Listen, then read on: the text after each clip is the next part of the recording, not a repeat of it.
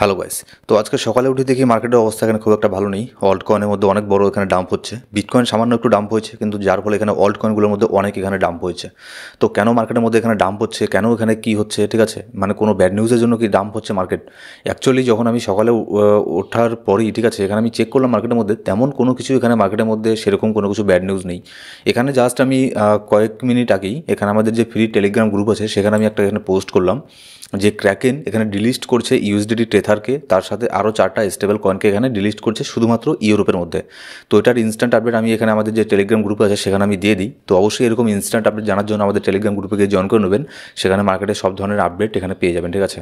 তো আমি জাস্ট এই একটা খবরই এখানে মার্কেটের মধ্যে একটুখানি নেগেটিভ এখানে খবর আছে, কিন্তু এই নিউজটা এতটাও বড় ব্যাড নিউজ না যেখানে বিটকয়েনের মধ্যে এতটা এখানে ডাম্প এখানে হবে, ঠিক আছে।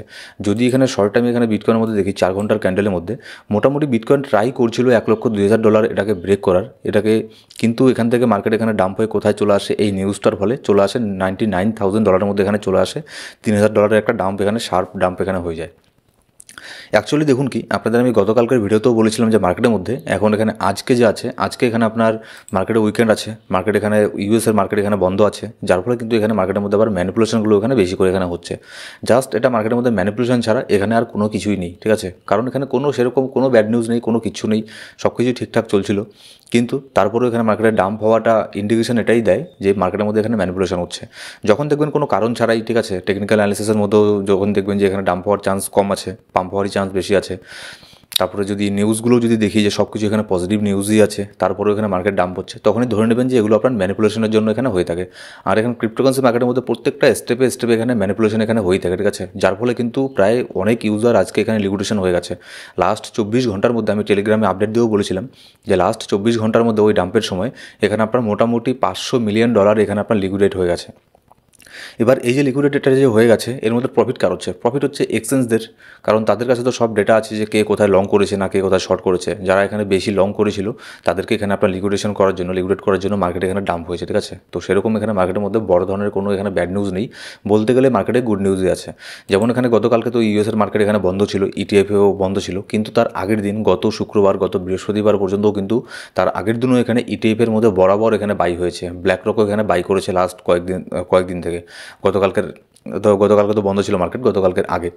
তো দেখুন মার্কেটের মধ্যে কিন্তু মার্কেট পজিটিভই আছে, সবাই এখানে বাই করছে, বড় বড় যে হোয়েলরা আছে, কিন্তু তারপরেও এখানে মার্কেটের মধ্যে ডাম্প হওয়া এটারই ইন্ডিকেশন দেয় যে মার্কেটের মধ্যে প্রচণ্ড পরিমাণে এখানে আপনার ম্যানিপুলেশন হচ্ছে, ঠিক আছে।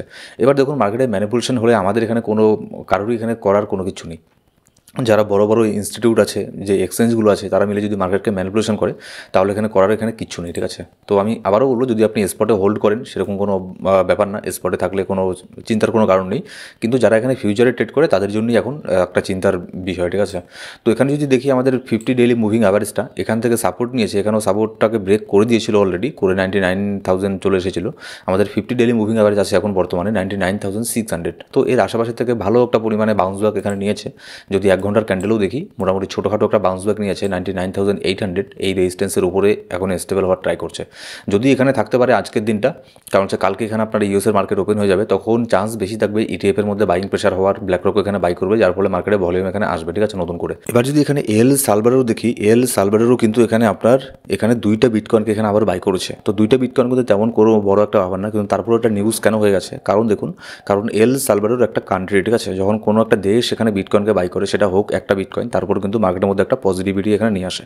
কিন্তু তারপরেও মার্কেটের মধ্যে এখানে আপনার ডাম্পি হচ্ছে, কারণ যেটা আপনাকে আমি বললামই যে এখানে আপনার ম্যানিপুলেশন এখানে হচ্ছে মার্কেটের মধ্যে। এবার যদি এখানে ফেব্রুয়ারি মাসের এখানে অলরেডি দেখি, এই মাসটা কিন্তু অলরেডি মাইনাসের মধ্যে এখানে আপনার চলে যাচ্ছে, -2.58% এখানে চলছে। তো দেখা যাক এখানে কালকে এখানে মার্কেট ওপেন হওয়ার পরে এখানে কী হয়।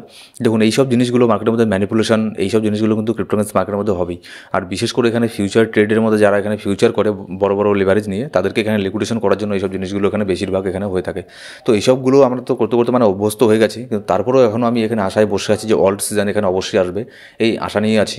আপনারা হয়তো এই আশাতেই এখনও পর্যন্ত মার্কেটের মধ্যে আছেন, যেহেতু আপনি ভিডিও দেখছেন, এখনও মার্কেটে আপনি আছেন যে অল্ট সিজন এখানে একবার এখানে আসবেই, ঠিক আছে। কারণ এখনও পর্যন্ত অল্ট সিজন আমরা এখনও দেখতে পারিনি, শুধুমাত্র আপনার বুল মার্কেট এসেছে শুধুমাত্র বিটকয়েনের জন্য, কিন্তু অন্যান্য কয়েনের মধ্যে সেরকম কিন্তু এখানে অল্ট সিজনটা এখানে এখনও আসেনি। তো সেই আশাতে আমিও এখানে আছি, আমি জানি আপনারাও এখানে সেই আশাতেই আছেন।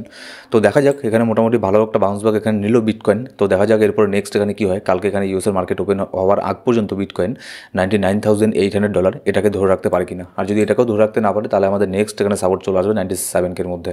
আর 97K আসলে অল্ট কয়েনগুলো কিন্তু আরও হিউজ পরিমাণে এখানে আপনার ডাম্প হবে, ঠিক আছে। তো মার্কেটের ইন ফিউচারের লেটেস্ট আপডেটগুলো জানার জন্য অবশ্যই আমাদের টেলিগ্রাম গ্রুপে গিয়ে জয়েন করে নেবেন। ডিসক্রিপশন বক্সের মধ্যে প্রথম কমেন্টের মধ্যে সব ধরনের লিঙ্ক পেয়ে যাবেন। Thank you so much guys.